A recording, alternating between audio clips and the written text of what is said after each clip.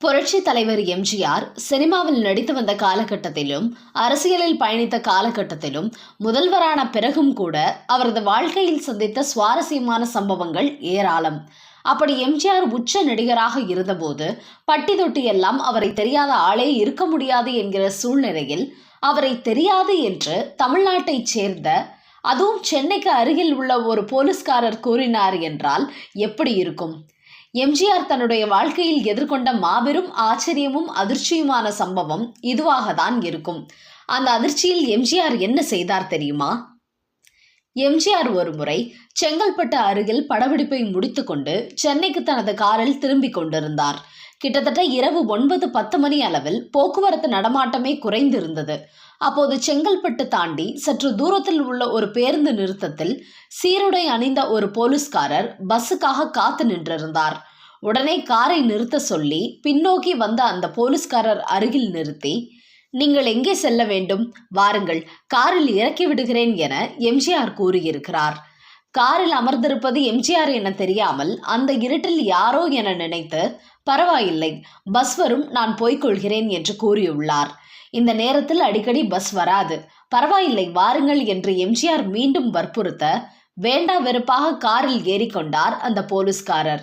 அதன் பிறகு காரில் இருந்த லைட்டை போட்ட எம்ஜிஆர் தன் அருகில் இருந்த பழக்கூடையிலிருந்து பழங்களை எடுத்து, "இந்த பழங்களை கொஞ்சம் சாப்பிடுங்கள்" என்று கொடுத்துள்ளார். முன்னால் அமர்ந்திருந்த அந்த போலீஸ்காரர் எம்ஜிஆரை திரும்பி பார்த்தாலும் எம்ஜிஆரை பார்க்கிறோமே என்கிற எந்த ஆச்சரியமும் அவர் முகத்தில் இல்லை. அதே சமயம், "பழங்கள் எதுவும் வேண்டாம், நான் வீட்டிற்கு போய் சாப்பிட்டுக் கொள்கிறேன். இப்படி காரில் ஓசி பயணம் செய்வதே எனக்கு பிடிக்காத ஒன்று. இதில் நீங்கள் சாப்பிட வேறு கொடுத்தீர்கள் என்றால் எனக்கு ரொம்ப சங்கடமாக இருக்கும்" என்று கூறியுள்ளார். தன்னை யார் என்றே தெரியாமலேயே அவர் பேசுகிறார் என்பது ஒரு ஆச்சரியம் என்றால், ஒரு போலீஸ்காரர் இப்படி ஓசி பயணம் மேற்கொள்வதையும் இன்னொருவரிடமிருந்து உணவு வாங்குவதையும் கூட தவறு என்று நினைக்கிறார் என்றால், இப்படியும் ஒரு ஆள் இருக்கிறாரா என்றும் அவரை நேரில் பார்த்த ஆச்சரியமும் எம்ஜிஆரிடம் சேர்ந்து கொண்டது. அவரிடம், "என்னை தெரிகிறதா? நான் தான் எம்ஜிஆர்" என்று கூறியுள்ளார். அதற்கு அந்த போலீஸ்காரர், "கேள்விப்பட்டிருக்கிறேன், போஸ்டர்களில் பார்த்திருக்கிறேன்" என்று மட்டும் பதில் சொன்னார். எம்ஜிஆருக்கு இன்னும் ஆச்சரியம் தாங்கவில்லை. அவர் அப்படி சொல்ல சொல்ல அவர் மீது இன்னும் அதிக மரியாதை எம்ஜிஆருக்கு கூடியது.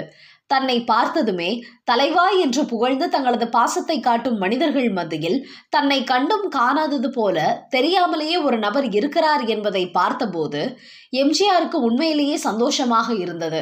அந்த போலீஸ்காரரின் வீடு சற்று தூரத்தில் நெருங்கும் போதே, "இங்கேயே நிறுத்துங்கள், நான் இறங்கிக் கொள்கிறேன்" என்று கூறியுள்ளார்.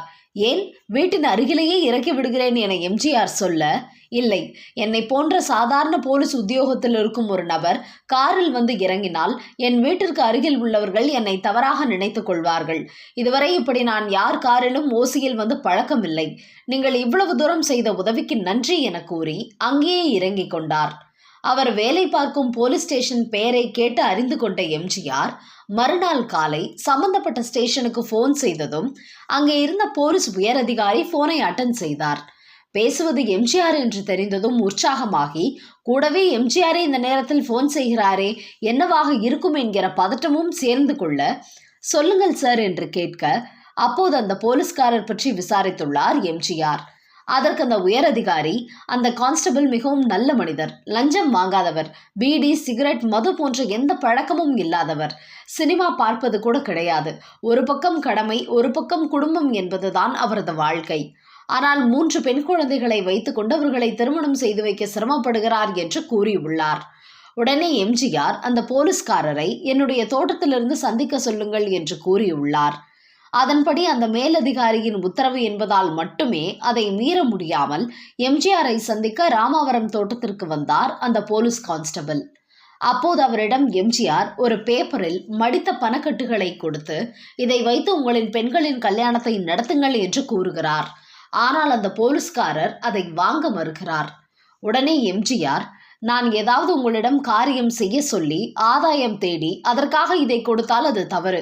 என்னால் ஆக வேண்டியது உங்களுக்கும், உங்களால் ஆக வேண்டியது எனக்கும் என எதுவும் இல்லை. என்னை உங்களின் கூட பிறந்த ஒரு சகோதரனாக நினைத்துக் கொள்ளுங்கள். நானும் அப்படிதான் நினைத்து இதை கொடுக்கிறேன்" என்று சொன்ன பிறகு மிகுந்த தயக்கத்துடன் அதை வாங்கி கொண்டார் அந்த போலீஸ்காரர். அதன் பிறகு வந்த ஒரு தேதியில் அந்த போலீஸ்காரர் மகள்களின் திருமணத்திற்கு நேரிலேயே சென்று நடத்தி வைத்து வாழ்த்திவிட்டு வந்தார் புரட்சி தலைவர் எம்ஜிஆர். புரட்சி தலைவரின் அன்பை பெற நீண்ட காலமோ பல நாட்களோ அல்லது சில நாட்களோ என்று கூட அவரை தெரிந்திருக்க தேவையில்லை. முதல் நாள் இரவு பார்த்த முன்பின் அறியாத ஒருவருக்கு, அதுவும் தன்னை யாரென்றே தெரியாது என சொன்ன ஒருவருக்கு மறுநாள் காலை இப்படி உதவி செய்கிறார் என்றால் அதுதான் புரட்சி தலைவர் எம்ஜிஆரின் குணம்.